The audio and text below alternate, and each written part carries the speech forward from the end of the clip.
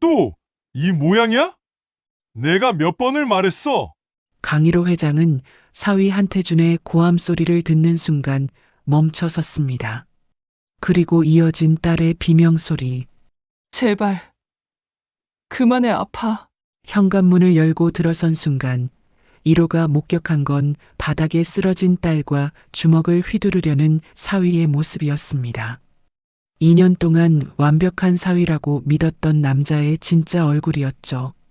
5천억 자산가 아버지는 그날 이후 무엇을 했을까요? 시청 전에 구독과 좋아요 꼭 부탁드립니다. 영상 제작에 큰 힘이 됩니다. 또 이 모양이야? 내가 몇 번을 말했어. 당장 나가. 강희로는 현관문 앞에서 들려오는 목소리에 손을 멈췄습니다. 분명 사위 한태준의 목소리였죠. 하지만 평소 듣던 그 공손하고 부드러운 톤이 아니었어요. 차갑고 날카로웠습니다. 제발 오빠, 나 정말 잘못한 거 없어. 딸 예원의 목소리가 떨리고 있었습니다. 1호는 손에 들고 있던 선물 상자를 천천히 내려놓았어요. 심장이 빠르게 뛰기 시작했죠. 잘못한 게 없다고? 매번 그 말만 하잖아. 이번엔 진짜 혼내줘야겠어. 쾅! 무언가 벽에 부딪히는 소리가 들렸습니다. 1호는 더 이상 망설이지 않았어요. 비밀번호를 눌렀습니다. 딸이 결혼하면서 만약을 대비해 알려준 번호였죠. 그때는 이런 식으로 쓰게 될 줄 몰랐습니다. 문이 열렸어요. 현관을 지나 거실로 들어서는 순간 1호의 눈앞에 펼쳐진 광경은 믿기 힘든 것이었습니다. 바닥에 쓰러진 예원이 두 손으로 얼굴을 가린 채 웅크리고 있었고 그 위에는 한태준이 서서 주먹을 휘두르려는 자세를 취하고 있었어요. 뭐 하는 거야? 1호의 목소리가 거실 전체를 울렸습니다. 태준은 깜짝 놀라 뒤돌아봤어요. 얼굴이 순식간에 하얗게 질렸죠. 장인어른, 이게... 1호는 대답을 기다리지 않았습니다. 큰 걸음으로 다가가 태준의 멱살을 잡았어요. 평생 남을 때려본 적 없는 사람이었지만 그 순간만큼은 달랐습니다. 감히 내 딸한테 손을 댔어? 아니에요. 오해입니다. 예원이가 넘어져서. 태준의 변명이 끝나기도 전에 1호는 그를 벽 쪽으로 밀쳤습니다. 그리고 바닥에 쓰러진 딸에게 다가갔어요. 예원의 왼쪽 눈 아래가 퉁퉁 부어 있었고 입술이 터져서 피가 흐르고 있었습니다. 예원아, 괜찮아? 딸은 아버지를 보자 눈물을 터뜨렸어요. 하지만 말은 하지 못했습니다. 그저 고개만 가로저었죠. 아빠가 왔어. 이제 괜찮아. 1호는 재빨리 휴대폰을 꺼내 119에 전화를 걸었습니다. 태주는 벽에 기댄 채 서 있었어요. 도망가지도 못하고 말도 못한 채 그저 떨고만 있었죠. 여보세요. 구급차 보내주세요. 강남구 대치동. 통화하는 동안에도 1호의 눈은 딸에게서 떠나지 않았습니다. 예원의 팔에는 시퍼런 멍자국이 여러 개 보였어요. 목에도 손자국 같은 게 남아 있었죠. 이게 오늘 처음이 아니라는 걸 직감적으로 알 수 있었습니다. 구급차는 10분 만에 도착했어요. 구급대원들이 예원을 들것에 옮기는 동안 1호는 태준을 노려봤습니다. 너 움직이지 마. 나 병원 다녀올 때까지 이 집에서 한 발짝도 나가지 말라고. 태준은 고개를 끄덕였습니다. 이미 모든 게 끝났다는 걸 아는 표정이었어요. 구급차 안에서 예원은 계속 아버지 손을 잡고 있었습니다. 힘없이 떨리는 손이었죠. 1호는 그 손을 꽉 쥐었어요. 예원아, 아빠한테 말해줄 수 있겠니? 언제부터였어? 예원은 눈을 감았습니다. 대답하고 싶지 않은 표정이었어요. 하지만 1호는 기다렸습니다. 재촉하지 않았죠. 아빠, 미안해. 왜 사과를 하니? 잘못한 건 내가 아니잖아.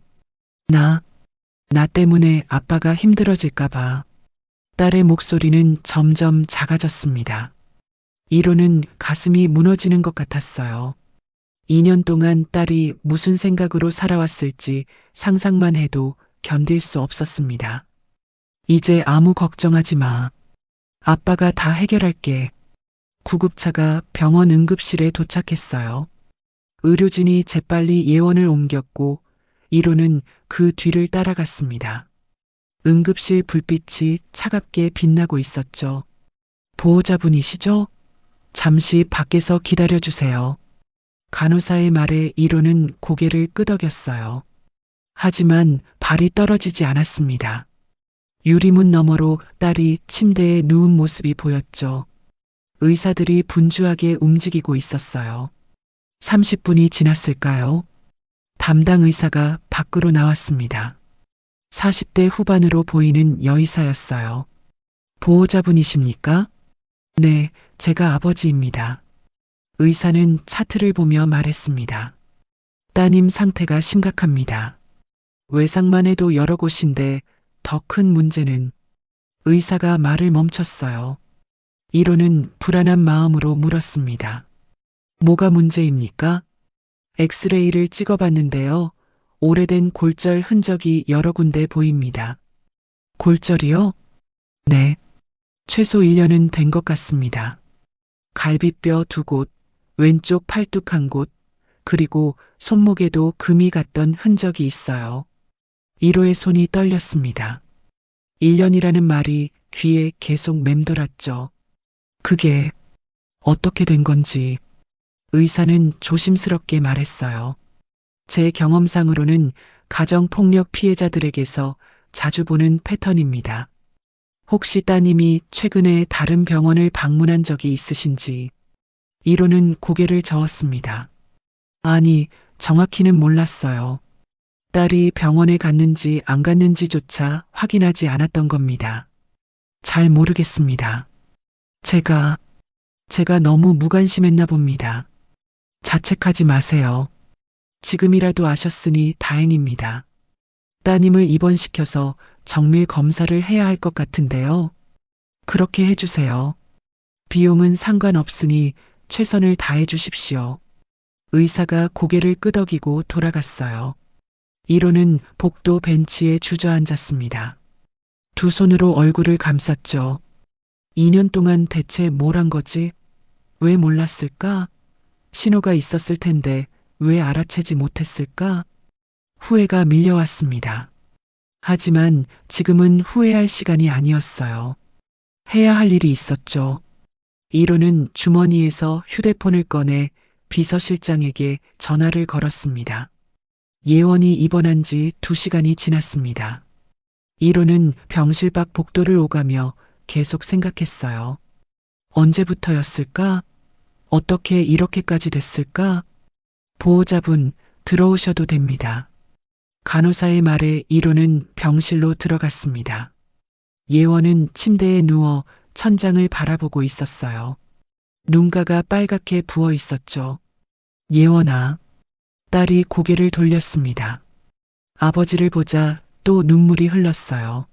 아빠, 창피해. 뭐가 창피하니? 내가 잘못한 게 없는데. 1호는 딸의 손을 잡았습니다. 너무 말라서 뼈만 만져졌어요. 언제 이렇게 살이 빠졌을까요? 의사 선생님이 그러시던데 오래된 상처들이 있다고 하더구나. 예원은 고개를 돌렸어요. 대답하고 싶지 않다는 표정이었죠. 예원아, 아빠한테 말해줘. 언제부터였니? 잠시 침묵이 흘렀습니다. 예원은 천천히 입을 열었어요. 결혼하고 6개월쯤 지났을 때부터였어요. 6개월? 그럼 1년 반 동안?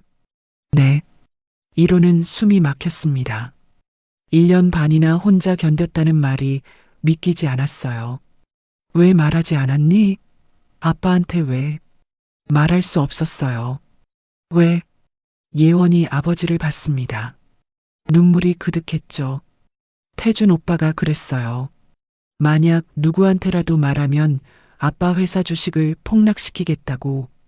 자기 아버지 인맥이 얼마나 넓은지 아냐고. 언론에 온갖 루머를 퍼뜨려서 회사를 망하게 만들 수 있다고 했어요. 이로는 주먹을 꽉 쥐었습니다. 손톱이 손바닥을 파고들었지만 아프지 않았어요. 그래서 참았구나. 아빠가 평생 쌓아온 거잖아요. 나 때문에 무너질 수는 없었어요. 바보야. 회사가 중요한 게 아니라 내가 중요한 거야. 예원은 고개를 저었어요. 아빠한테 실망시키고 싶지 않았어요. 강일호 회장의 딸이 이런 꼴로 살고 있다는 게 알려지면 아빠 체면이 어떻게 돼요? 체면이 뭐가 중요하니? 내 딸이 맞고 사는데. 1호의 목소리가 커졌습니다. 복도에서 간호사가 문을 열고 들여다봤어요. 1호는 손을 들어 괜찮다는 신호를 보냈죠. 미안해, 아빠. 내가 잘못했어. 내가 왜 사과를 하니? 잘못한 건 그놈이지. 1호는 딸의 머리를 쓰다듬었습니다. 예원은 아버지 품에 얼굴을 묻었어요. 2년 만에 처음으로 안전하다고 느꼈습니다. 이제 다 말해줄 수 있겠니? 어떻게 시작됐는지. 예원은 천천히 고개를 끄덕였어요. 그리고 입을 열었습니다. 처음엔 작은 일이었어요. 제가 저녁을 조금 늦게 준비했는데 태준 오빠가 회사에서 안 좋은 일이 있었나 봐요. 갑자기 소리를 지르더니 식탁을 뒤엎었어요. 1호는 가만히 들었습니다. 끼어들지 않았어요. 그날 밤에 사과했어요. 무릎까지 꿇으면서 다시는 그러지 않겠다고. 저도 한 번의 실수라고 생각했죠. 하지만 예원의 목소리가 떨렸습니다. 한 달 후에 또 그랬어요. 제가 설거지하다가 그릇을 깼는데 그게 오빠가 아끼던 머그컵이었어요. 그때 처음으로 저를 밀쳤어요. 벽에 부딪혀서 팔목을 삐끗했죠. 첫 번째 골절이구나. 네. 병원에 갔는데 의사 선생님이 물어보시더라고요. 어떻게 다쳤냐고. 저는 넘어졌다고 거짓말했어요. 1호는 눈을 감았습니다. 그때 의사가 신고했더라면 이렇게까지 되지 않았을 텐데. 그 후로는요? 점점 심해졌어요. 작은 일에도 화를 내고 물건을 던지고 소리를 지르고 그러다가 결국 저를 때리기 시작했죠. 예원은 자신의 팔을 봤습니다. 멍 자국이 여러 개 있었어요. 갈비뼈가 부러진 건 작년 겨울이었어요. 제가 명절에 친정에 가고 싶다고 했다가 그날 밤에 말을 잇지 못했습니다. 1호는 딸을 꼭 안아줬어요. 이제 괜찮아. 아빠가 지켜줄게. 그때 병실 문이 열렸습니다. 담당 의사가 들어왔어요. 보호자분, 검사 결과가 나왔습니다. 의사는 차트를 펼쳤습니다. 예상했던 것보다 상태가 좋지 않습니다. 영양 상태가 심각하게 불량하고요. 만성 스트레스로 인한 탈모 증상도 보입니다. 그리고 의사가 잠시 망설였어요. 뭡니까? 정신과 상담이 필요할 것 같습니다. 따님이 지금 외상 후 스트레스 장애 증상을 보이고 있어요. 1호는 고개를 끄덕였습니다. 필요한 치료 다 해주세요. 제가 다 알아서 할 테니까 선생님은 제 딸만 잘 돌봐주시면 됩니다. 알겠습니다. 그리고 한 가지 더. 의사가 1호를 조용히 밖으로 불렀어요. 복도에 나와서 낮은 목소리로 말했습니다. 경찰에 신고하셔야 할 것 같습니다. 이 정도면 명백한 가정 폭력 사건이에요. 그러겠습니다. 그리고 혹시 따님이 다른 병원도 다녔을 가능성이 있습니다. 확인해 보시는 게 좋을 것 같아요. 어떻게 확인하죠? 건강보험공단에 조회 요청하시면 됩니다. 최근 2년간 진료 기록을 다 받아보실 수 있어요. 1호는 바로 비서실장에게 전화를 걸었습니다. 건강보험공단에 연락해서 예원이 최근 2년간 병원 기록 다 받아와. 알겠습니다, 회장님. 그리고 한태준, 그놈 신상정보 전부 조사해. 24시간 안에 내 책상에 올려놔. 무슨 일이십니까? 내 사위가 내 딸을 때렸어. 1년 반 동안 전화 너머로 비서실장이 숨을 들이마시는 소리가 들렸습니다. 즉시 진행하겠습니다. 1호는 전화를 끊고 병실로 돌아갔어요. 예원은 잠들어 있었습니다. 평화로운 얼굴이었죠. 1호는 딸의 손을 잡고 앉았어요. 미안하다, 예원아. 아빠가 너무 늦게 알았구나. 하지만 이제는 아빠가 싸울게. 내가 겪은 고통 하나도 빠짐없이 되갚아 줄 거야. 다음 날 아침 1호는 병원 로비에서 비서실장을 만났습니다. 차동혁 비서실장은 두꺼운 서류 봉투를 건넸어요. 건강보험공단에서 받은 자료입니다. 1호는 봉투를 열었습니다. 엑셀로 정리된 진료 기록이 나왔어요. 날짜, 병원 이름, 진료 과목이 빼곡하게 적혀 있었죠. 이게 다야? 네. 최근 2년간 총 17번 병원을 방문했습니다. 17번이나? 1호는 자료를 자세히 봤어요. 정형외과가 8번, 내과가 5번, 피부과가 4번이었습니다. 그런데 특이한 점이 있습니다. 뭔데? 모두 다른 병원입니다. 같은 병원을 2번 간 적이 없어요. 1호는 고개를 끄덕였습니다. 의사 말이 맞았어요. 학대 가해자들이 흔히 쓰는 수법이었죠. 한태준 그놈 조사는 어떻게 됐어? 차동혁이 또 다른 서류를 꺼냈습니다. 여기 있습니다. 한태준, 35세. 대한테크 구매팀 부장입니다. 대한테크? 네. 중견 전자부품 제조업체입니다. 연매출 300억 정도 되고요. 1호는 서류를 넘겼어요. 한태준의 학력, 경력이 나와 있었습니다. 서울대 경영학과 나왔네. 성적도 좋고 겉으로는 완벽해 보입니다. 하지만 차동혁이 다음 페이지를 펼쳤어요. 대학 시절 여자친구가 3명 있었는데 그중 2명이 헤어진 후 정신과 치료를 받았습니다. 이유는 정확히는 확인되지 않았습니다. 하지만 주변 증언으로는 데이트 폭력이 의심됩니다. 1호의 눈빛이 차갑게 변했어요. 계속해.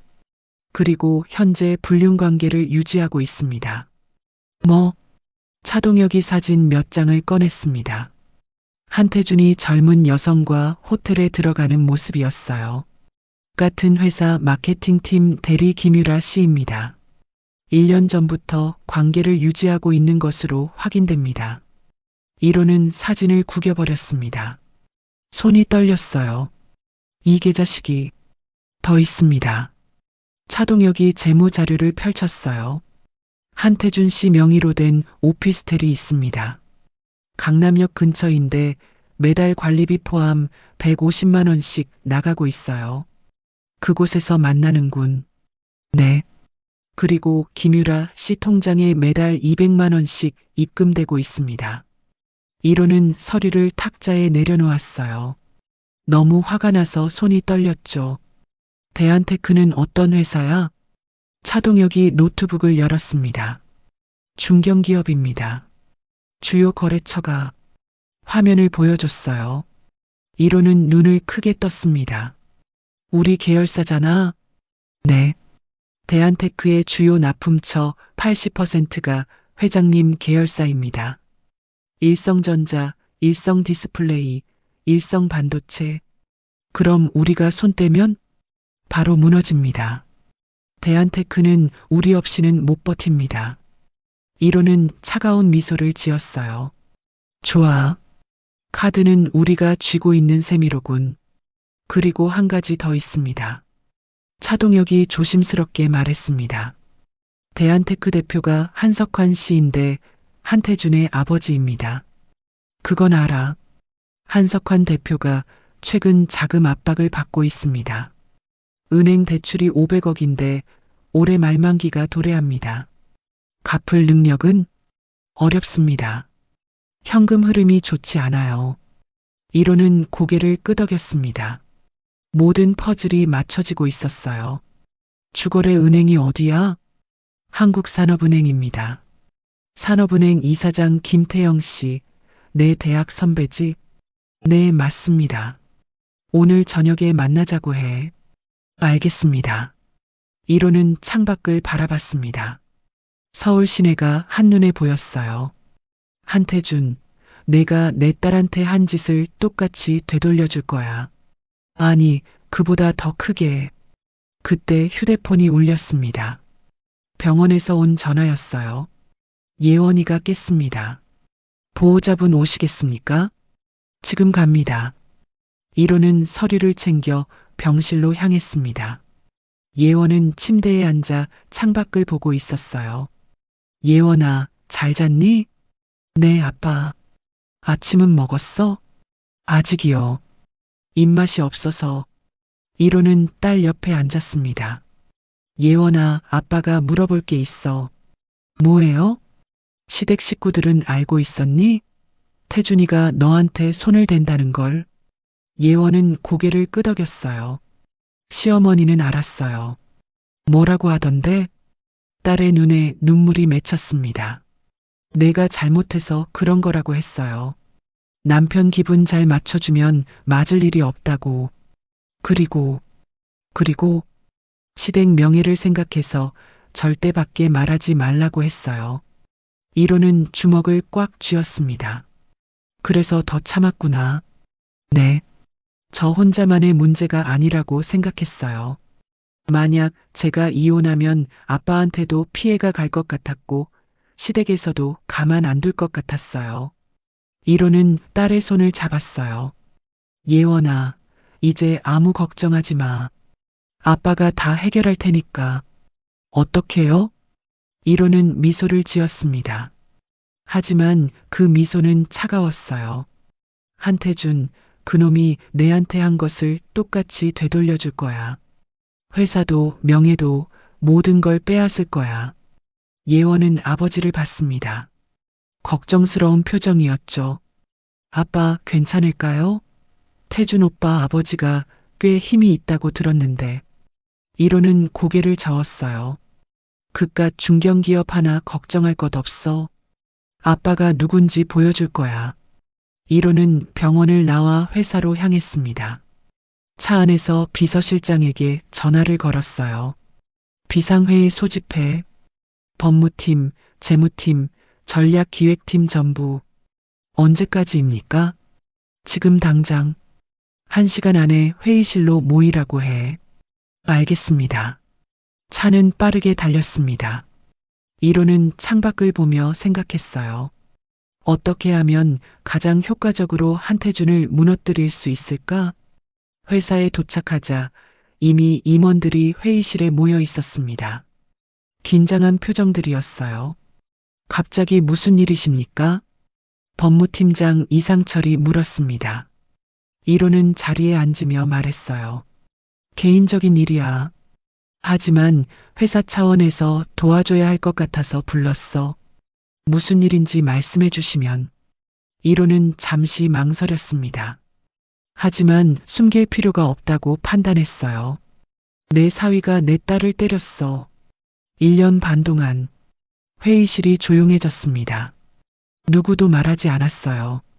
그 사위 이름이 한태준이야. 대한테크 구매팀 부장이고 재무팀장 박민호가 고개를 끄덕였습니다.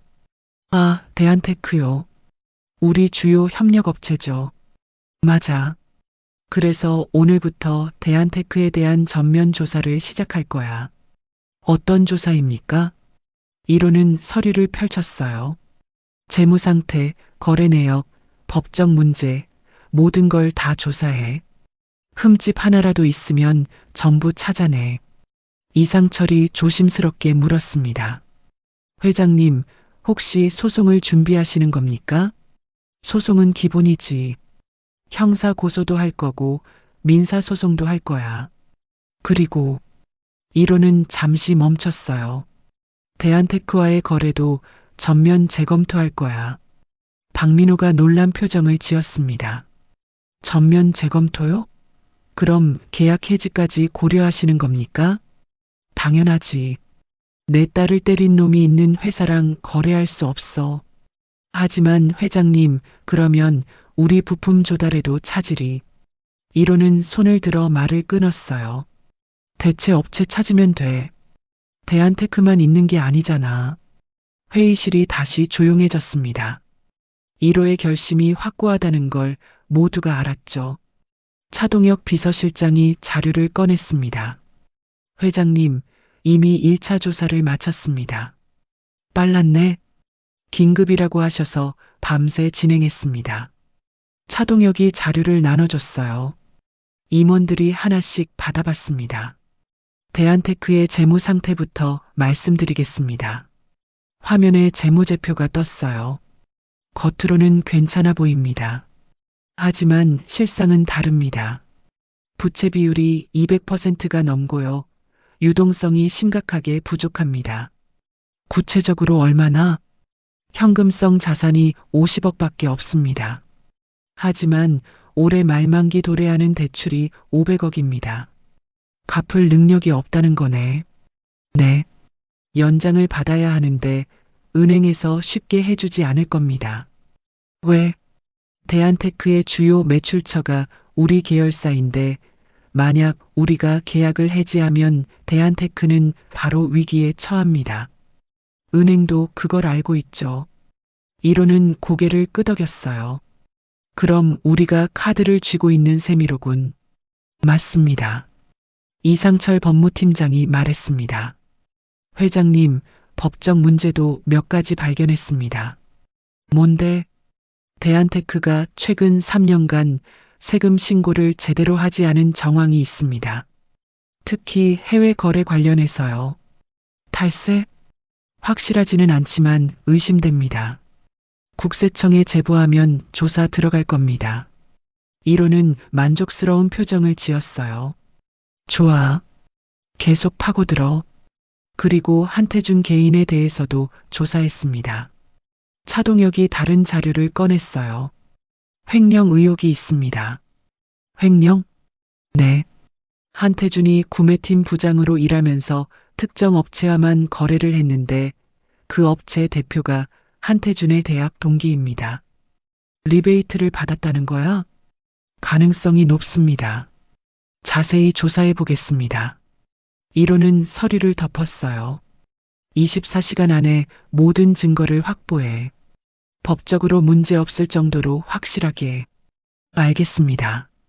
그리고 대한테크와의 계약 해지 수순도 밟아. 법적 하자 없도록 준비해. 박민호가 물었습니다. 언제부터 시행하시겠습니까? 다음 주부터. 임원들이 놀랐어요.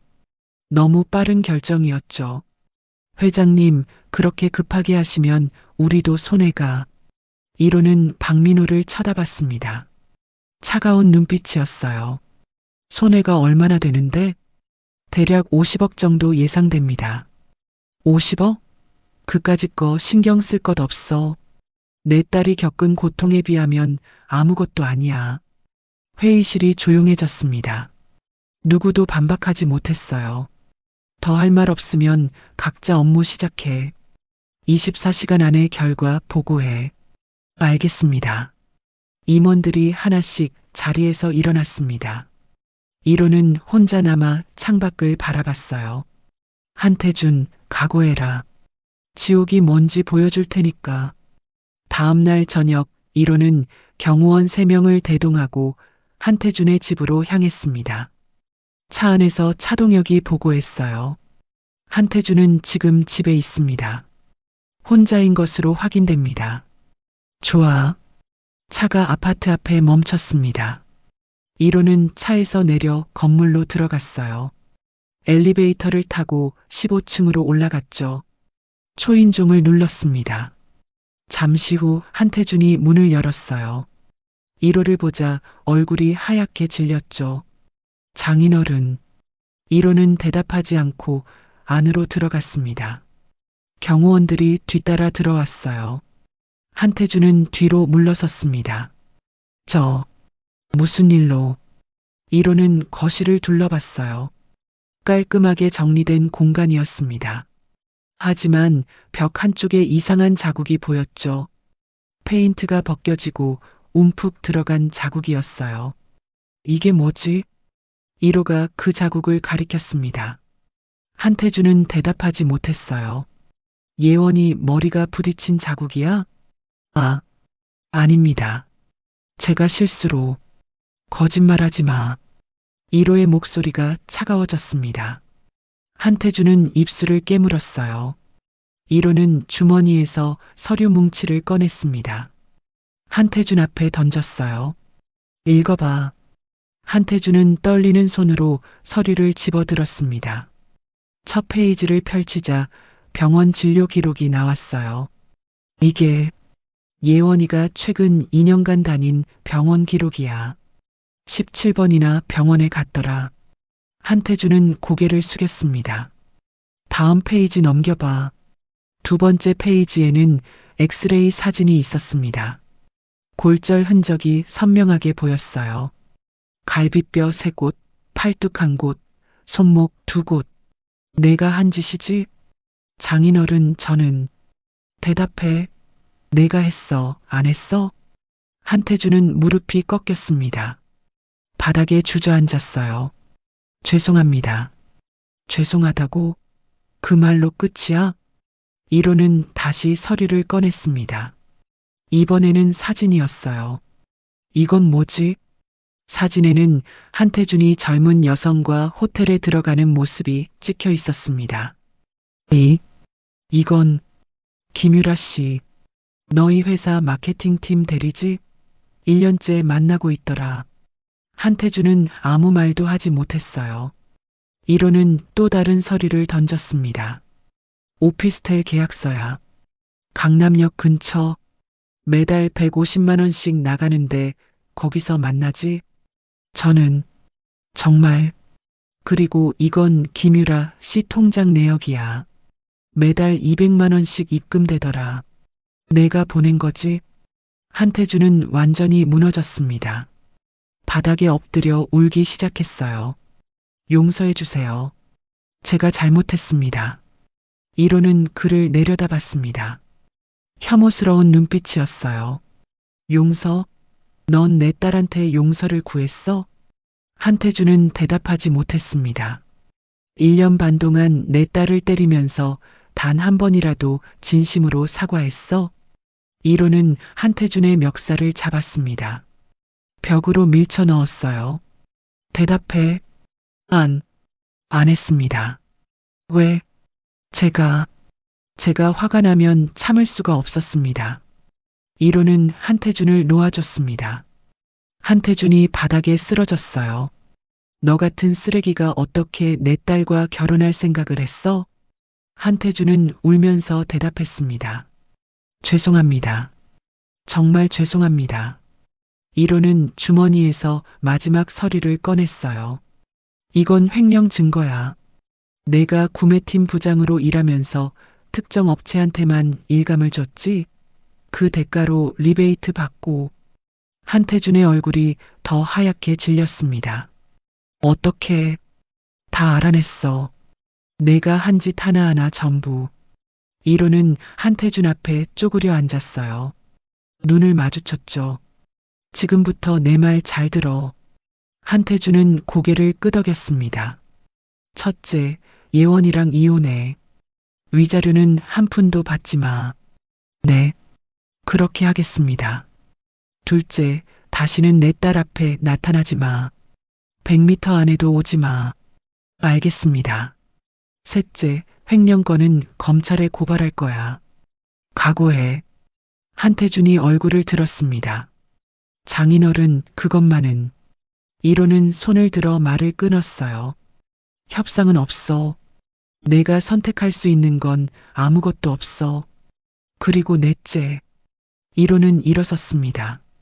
너희 회사 대한테크 우리랑 거래 끝이야. 한태준의 눈이 커졌어요. 그건 안 됩니다. 우리 회사가 망합니다. 알아. 그게 목적이야. 1호는 뒤돌아서서 현관으로 향했습니다. 장인어른, 제발. 한태준이 1호의 다리를 붙잡았어요. 1호는 그를 차갑게 내려다봤습니다. 놓지 않으면 폭행죄로 고소할 거야. 한태준은 손을 놓았습니다. 1호는 문을 열고 나갔어요. 경호원들이 따라 나왔죠. 복도를 걸으며 1호는 차동혁에게 말했습니다. 내일 아침부터 시작해. 대한테크와의 계약 전부 해지 통보해. 알겠습니다. 그리고 검찰에도 자료 넘겨. 횡령, 배임, 모든 증거 다. 네, 회장님. 1호는 엘리베이터에 올랐어요. 문이 닫히며 한태준의 집이 시야에서 사라졌습니다. 이제 시작이야. 다음 날 오전 9시 대한테크 본사는 평소와 다름없이 분주했습니다. 직원들이 출근해서 컴퓨터를 켜고 업무를 시작했어요. 한태준은 사무실에 앉아 멍하니 모니터를 보고 있었습니다. 어젯밤 한숨도 못 잤어요. 장인의 말이 계속 머릿속을 맴돌았죠. 그때 구매팀 직원 하나가 급하게 들어왔습니다. 부장님, 큰일 났습니다. 왜 그래? 일성전자에서 계약 해지 통보가 왔습니다. 한태준은 자리에서 벌떡 일어났어요. 뭐라고? 방금 이메일 왔는데 다음 달부터 거래 중단한답니다. 이유는? 특별한 이유는 안 적혀 있고요. 그냥 회사 방침이라고만. 한태준은 자신의 이메일을 확인했습니다. 정말로 일성전자에서 계약 해지 통보가 와 있었어요. 이럴 수가. 그때 전화가 울렸습니다. 영업팀장이었어요. 부장님, 일성 디스플레이에서도 계약 해지 통보 왔습니다. 뭐? 그리고 일성 반도체도요. 한태준은 휴대폰을 떨어뜨렸습니다. 손이 떨려서 잡을 수가 없었어요. 30분 만에 주요 거래처 5곳에서 계약 해지 통보가 왔습니다. 모두 강의로 계열사였어요. 한태준은 책상에 주저앉았습니다. 이게 장인어른 짓이구나. 오전 10시 대한테크 한석환 대표실로 긴급 보고가 들어왔습니다. 대표님, 강의로 계열사들이 전부 계약 해지를 통보했습니다. 한석환은 서류를 집어들었어요. 5개 회사 이름이 적혀 있었죠. 이게 무슨 일이야? 갑자기 왜? 모르겠습니다. 특별한 이유도 안 적혀 있고. 한석환은 즉시 강희로에게 전화를 걸었습니다. 하지만 받지 않았어요. 비서실장에게 걸었죠. 차 비서실장, 나 대한테크 한석환인데 윤 회장님 좀 바꿔주시오. 죄송합니다. 회장님께서 통화 불가하십니다. 급한 일인데 우리 회사랑 계약 해지가 무슨 일이오? 저도 잘 모르겠습니다. 회사 방침이라고만 들었습니다. 방침? 20년 넘게 거래하던 회사를 갑자기 자르는 게 말이 돼요? 죄송합니다. 전화가 끊겼습니다. 한석환은 휴대폰을 책상에 내려쳤어요. 대체 무슨 일이야? 그때 아들 한태준이 대표실로 들어왔습니다. 얼굴이 창백했어요. 아버지. 한석환은 아들을 쳐다봤습니다. 너 혹시 뭔가 아는 거 있어? 한태준은 입술을 깨물었습니다. 말해야 할까 말까 고민했어요.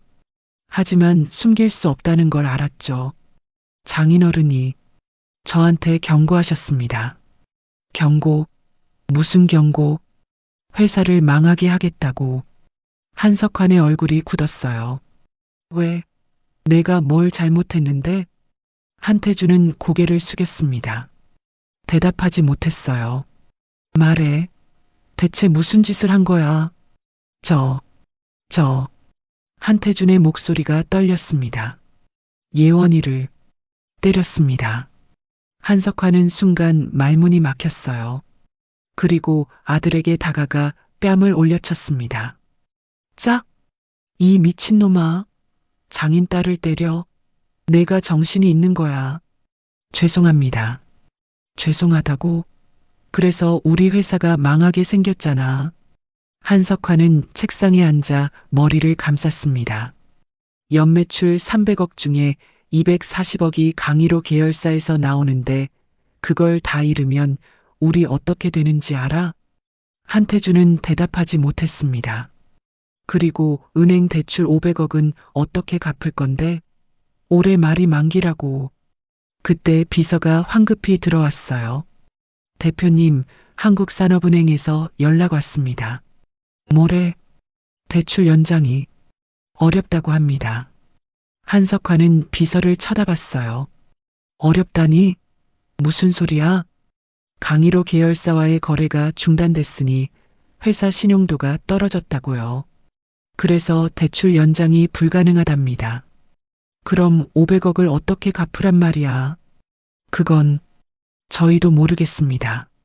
한석환은 의자에 털썩 주저앉았습니다. 모든 게 무너지고 있었어요. 오후 2시 협력업체들도 움직이기 시작했습니다.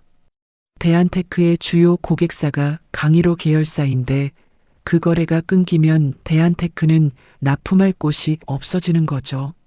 첫 번째 협력업체에서 전화가 왔어요. 대표님, 저희도 이제 대한테크랑 거래하기 어려울 것 같습니다. 왜요? 우리가 뭘 잘못했소? 잘못은 없는데요. 대한테크 신용도가 떨어져서요. 대금 결제도 제때 안 될 것 같고, 아직 한 달이나 남았는데 벌써 그런 소리를 하시오? 죄송합니다. 저희도 먹고 살아야 해서요. 전화가 끊겼습니다. 10분 후 두 번째 협력업체에서도 같은 내용의 전화가 왔어요. 그리고 세 번째, 네 번째. 하루 만에 협력업체 8곳이 이탈했습니다. 저녁 6시 한석환은 회사를 나와 강일호 회사로 향했습니다. 직접 만나서 사정해야겠다고 생각했어요. 일성그룹 본사에 도착했지만 로비에서 막혔습니다. 죄송합니다. 약속 없으시면 올라가실 수 없습니다.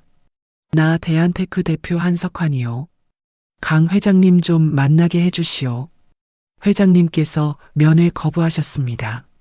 제발 5분만이라도 안 됩니다. 한석환은 로비에서 2시간을 기다렸습니다.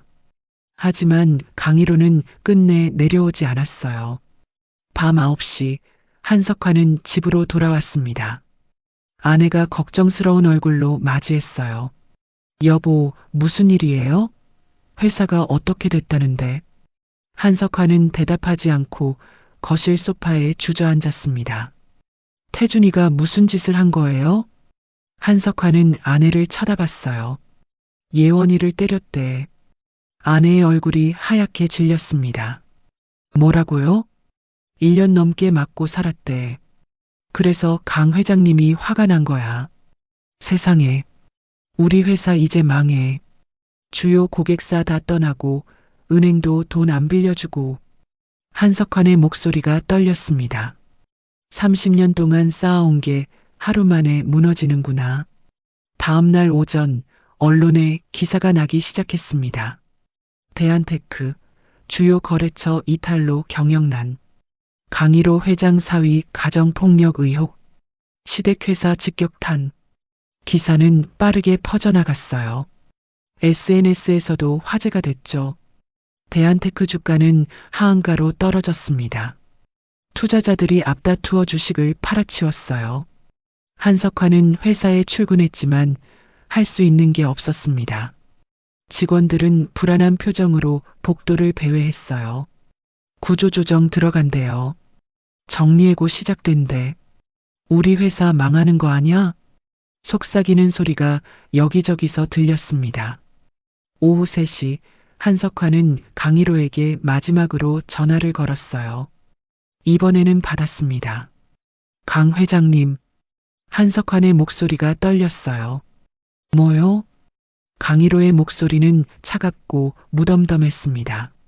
제발 한 번만 기회를 주십시오. 제 아들 잘못은 제가 책임지겠습니다. 어떻게 책임질 건데요? 이혼시키겠습니다. 그리고 아들을 회사에서 내보내겠습니다. 그러니 거래를 다시 시작해달라는 말입니까? 네. 30년 거래한 사이 아닙니까?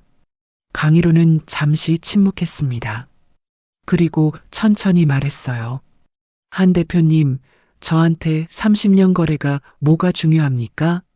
하지만 내 딸이 1년 넘게 맞고 산 거에 비하면 30년은 아무것도 아니에요. 강 회장님, 한 대표님 아들이 내 딸한테 한 것을 생각하면 이 정도는 자비입니다.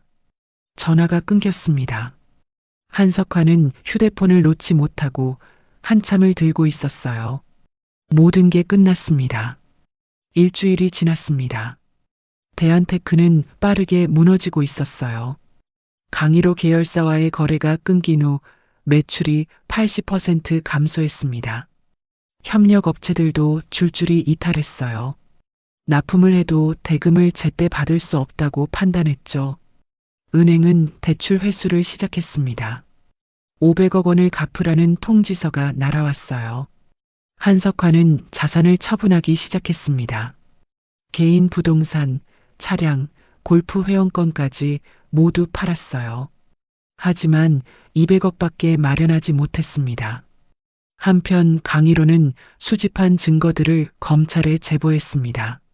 한태준의 횡령 증거, 리베이트 수수 증거, 배임 증거까지 모든 자료를 넘겼어요. 검찰은 즉시 수사에 착수했습니다. 일주일 만에 한태준을 소환했죠. 한태준 씨 출석 요구합니다. 한태준은 검찰 조사를 받으러 갔습니다. 기자들이 몰려들었어요. 한태준 씨, 횡령 혐의 인정하십니까? 부인과의 폭력은 사실입니까? 한태준은 고개를 숙인 채 검찰청 건물로 들어갔습니다. 조사는 6시간 동안 이어졌어요. 한태준은 모든 것을 자백했습니다. 증거가 너무 확실해서 부인할 수도 없었죠. 횡령 금액이 3억 원이 넘습니다. 인정하십니까? 네, 인정합니다. 리베이트도 받았죠? 네. 그리고 부인에 대한 폭행도 인정하십니까? 한태준은 잠시 망설였습니다. 하지만 고개를 끄덕였어요. 네, 제가 잘못했습니다. 조사가 끝나고 한태준은 구속영장이 청구됐습니다. 법원은 증거인멸 우려와 도주 우려를 이유로 영장을 발부했어요. 한태준은 구치소로 향했습니다. 호송차 안에서 창밖을 바라봤어요. 자유로운 세상을 마지막으로 보는 것 같았죠.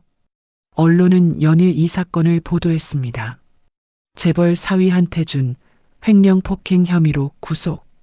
대한테크, 사실상 파산 수순. 가정폭력 피해자였던 강혜원 씨 회복 중. 기사마다 한태준을 비난하는 댓글이 쏟아졌어요. 저런 쓰레기가 사람이야? 평생 감옥에서 썩어야 해. 부인한테 맞은 만큼 맞아야지. 한태준의 인생은 완전히 무너졌습니다. 대한테크도 결국 법정 관리에 들어갔어요. 직원들은 정리해고됐고 회사 건물도 경매에 넘어갔습니다. 한석환은 모든 것을 잃었습니다. 30년 동안 쌓아온 회사, 재산, 명예 모두 사라졌어요. 어느 날 저녁 한석환은 강일호를 찾아갔습니다. 일성그룹 본사가 아닌 예원이 입원한 병원으로 갔어요. 복도에서 강일호를 만났습니다. 1호는 병실에서 나오는 길이었죠. 강 회장님, 한석환의 목소리는 힘없었습니다. 무슨 일이십니까? 1호의 목소리는 여전히 차가웠어요. 용서를 구하러 왔습니다. 저한테요? 아니요. 따님한테요. 한석환은 고개를 깊이 숙였습니다. 제 아들이 저지른 일 부모로서 책임을 통감합니다. 따님께 직접 사과하고 싶습니다. 1호는 잠시 생각했어요. 그리고 고개를 저었습니다. 안 됩니다. 제발. 제 딸은 이제 겨우 마음의 평화를 찾아가고 있습니다. 한 대표님을 만나면 다시 그때 기억이 떠오를 거예요. 한석환은 무릎을 꿇었습니다. 복도 바닥에 무릎을 꿇고 고개를 숙였어요. 제발 한 번만. 1호는 한석환을 내려다봤습니다. 한 대표님, 일어나십시오. 하지만 용서는 제가 할 수 있는 게 아닙니다. 제 딸이 할 일이에요. 그리고 제 딸은 아직 준비가 안 됐습니다. 한석환은 천천히 일어섰어요. 눈물이 흘러내렸습니다.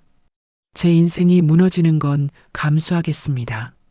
하지만 제 아들이라도 용서받을 수 있을까요? 1호는 고개를 저었어요. 그건 법원이 판단할 일입니다. 그리고 제 딸이 결정할 일이고요.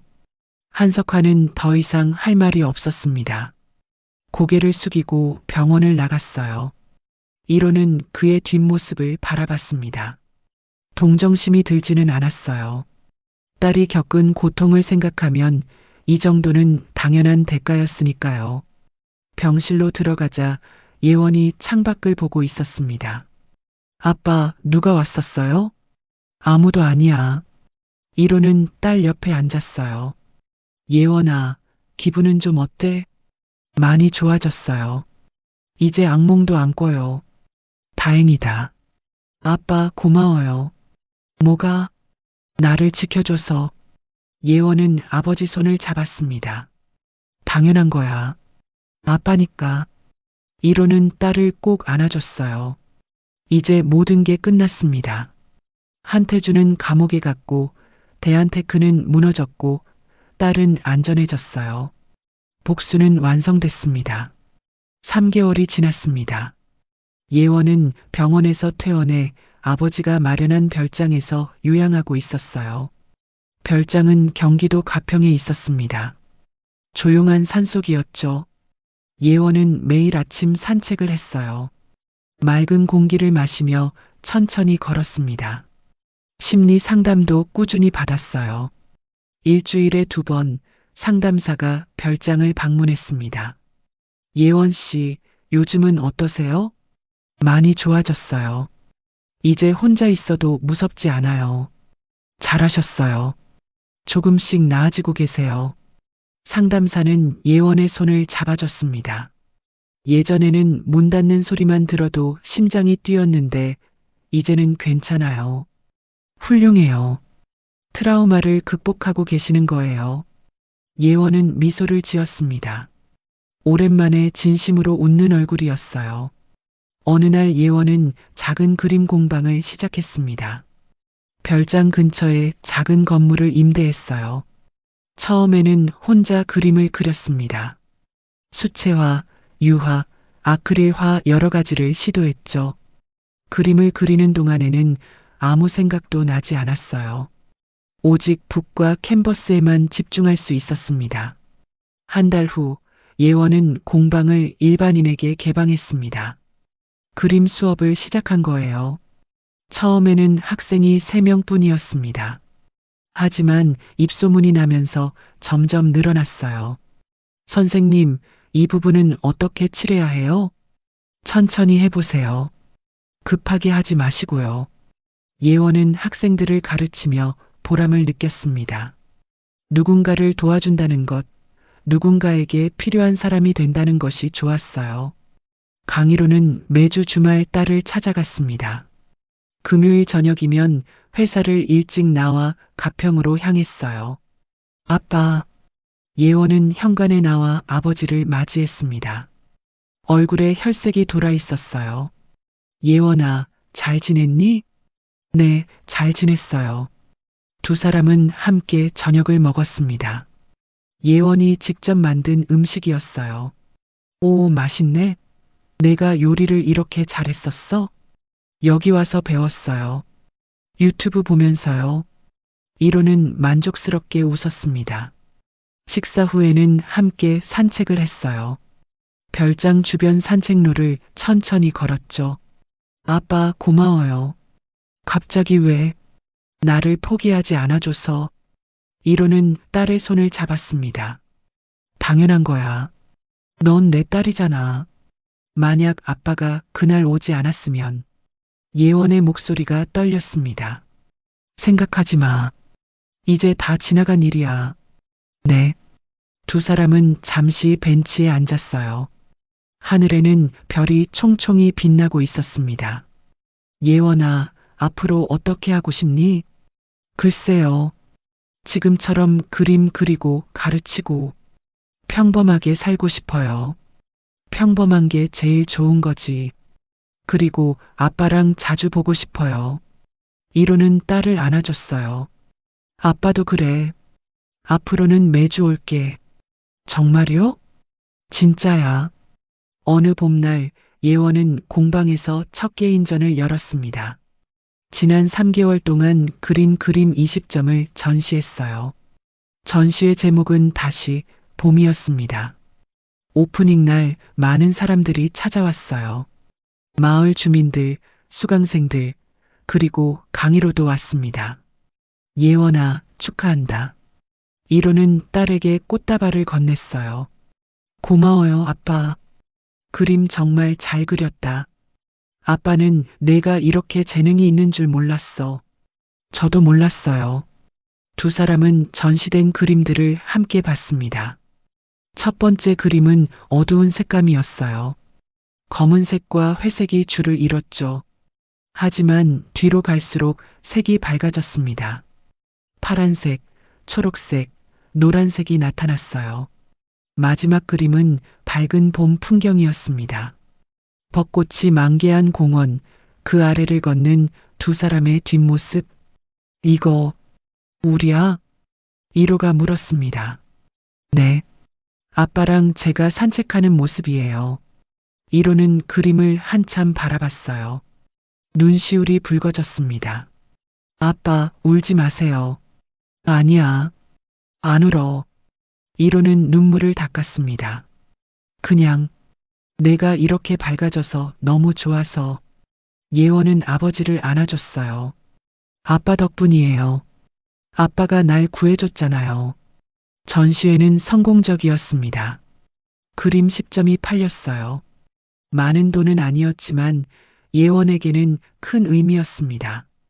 저녁에 이로와 예원은 별장으로 돌아왔어요.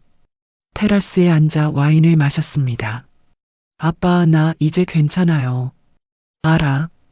혼자서도 잘 살 수 있을 것 같아요. 이로는 딸을 봤습니다. 그럼 이제 아빠 필요 없는 거야? 아니에요. 예원이 웃으며 대답했어요. 아빠는 계속 필요해요. 하지만 이제는 아빠 없이도 걸을 수 있다는 뜻이에요. 이로는 고개를 끄덕였습니다. 그래, 그거면 됐어. 그래도 아빠는 계속 올 거예요? 당연하지. 아빠는 내 옆에서 같이 걸을 거야. 왜요? 왜긴. 내가 내 딸이니까.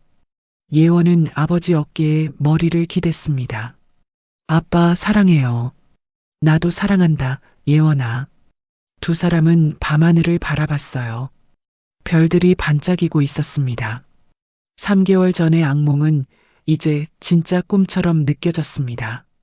여전히 가끔 생각나지만 예전처럼 두렵지는 않았어요. 예원은 배웠습니다. 넘어져도 다시 일어설 수 있다는 것을, 혼자가 아니라는 것을, 그리고 새로운 시작은 언제든 가능하다는 것을. 이로도 배웠습니다. 가장 중요한 것은 돈도 권력도 아니라 가족이라는 것을, 그리고 때로는 늦더라도 포기하지 않으면 된다는 것을. 봄바람이 불어왔습니다. 따뜻하고 부드러운 바람이었어요. 예원은 눈을 감고 그 바람을 느꼈습니다. 이제 무섭지 않았어요. 이제 혼자가 아니었으니까요. 지켜주지 못한 시간은 되돌릴 수 없습니다. 하지만 앞으로의 시간은 함께 만들어갈 수 있었어요. 아버지와 딸은 그렇게 새로운 봄을 맞이했습니다. 오늘 이야기가 좋으셨다면 구독과 좋아요, 알람 설정 잊지 마시고 소중한 댓글 하나가 큰 힘이 됩니다. 시청해 주셔서 진심으로 감사드립니다.